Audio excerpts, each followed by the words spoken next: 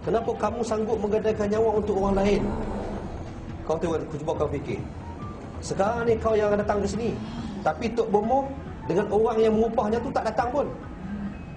Dia senang-senang kat rumah, kau kat sini sakit. Kau fikir baik-baik. Rugi ke untung kau ni? Kau adalah rugi. Dia! Mampus aku dah bangkal! Ha! Berapa kali aku dah cakap? Apa sebab kau nak mampus? Sebab apa? Sebab apa? Sebab...